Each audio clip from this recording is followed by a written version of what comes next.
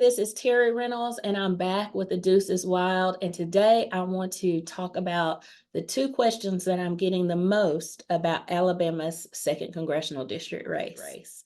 So the first question that I'm getting is, does a candidate have to live inside of the district in order to run for this seat? And the short answer to that question is no, that is not a requirement. The reason that this question is coming up is because we have several very prominent candidates who are running for the seat who don't currently reside in the district. And these are candidates that are likely to be very competitive in this race. And so I think it has some people questioning whether they can or can't run, but there's nothing prohibiting them from running. The qualifications to run for U.S. Congress are set by the Constitution, and there are only three. The first qualification is that the candidate has to at least be 25 years old. The second qualification is that the candidate has to be a U.S. citizen for at least 7 years. And the last qualification is that the candidate has to live inside of the state at the time of the election. So that's it. Those are the only requirements. So there's nothing precluding any of the qualified candidates, and they're now 18, nothing precluding them from running because they all meet those three basic qualifications. So the second question that I'm getting asked is, how do you decide who to vote for? And that really is an excellent question, especially considering that we've got 18 candidates in this race.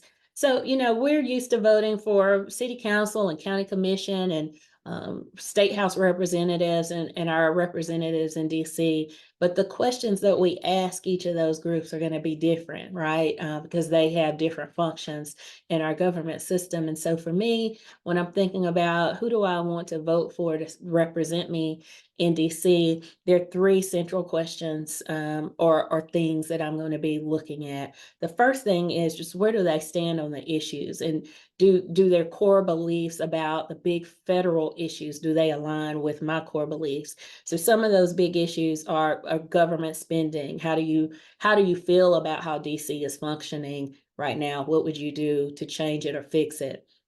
And then there are a whole range of other issues that come before Congress.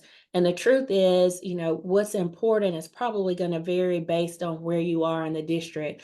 But some of the broader topics that come to mind are the economy, affordable housing, health and human services. So that's a lot of government sponsored programs that benefit our constituents and our neighbors, the environment, energy, agriculture. All of these things are influenced by the decisions that are made in DC. And so if you have an opportunity to hear from these candidates, I would be listening for where they stand on those big federal positions. The second thing that I'm going to be looking at and asking is, what is your plan for how you would set your office up? And as someone who's worked in a congressional office, I can tell you that how the office is set up is critical to how well they'll be able to service the needs of the citizens. So there are a lot of reasons that you may call your congressional representative. The two that kind of come to mind for me are, first of all, you're calling because you want them to vote for or against something. But the second reason, and it's a really important reason for a lot of people, is when you have an issue with a federal agency, there are people in your congressional representatives' offices whose role is to help you find those solutions to whatever problems you're facing, whether you're having problems getting your passport on time, or you're having trouble getting certain benefits from, whether it's veterans benefits or some sort of Social Security benefit. There are constituent services representatives in those offices whose roles are to kind of be that liaison between us as voters and these big federal agencies. And so getting a sense of how a candidate plans to set up their office, I think, is really important. If you ask that question and you get a good answer, what it tells you is this person is not only just thinking about winning this office, they're thinking about, what do I have to do to be effective once you send me there? The third, and really in a lot of ways, the most important thing that I will be looking at is, how does this person communicate and what is their temperament?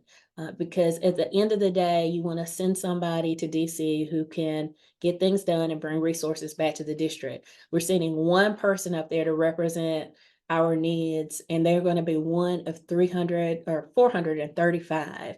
Okay. And another factor is that every 2 years, the dynamics of that 435 can change. And so it's really important that, to me, that we send someone to DC who gets that, who is skilled at communicating their positions, who is persuasive, who can talk to people from different backgrounds, who can work across the aisle when needed, and because all of those things are going to be critically important to their ability, again, to bring resources home to the second congressional district.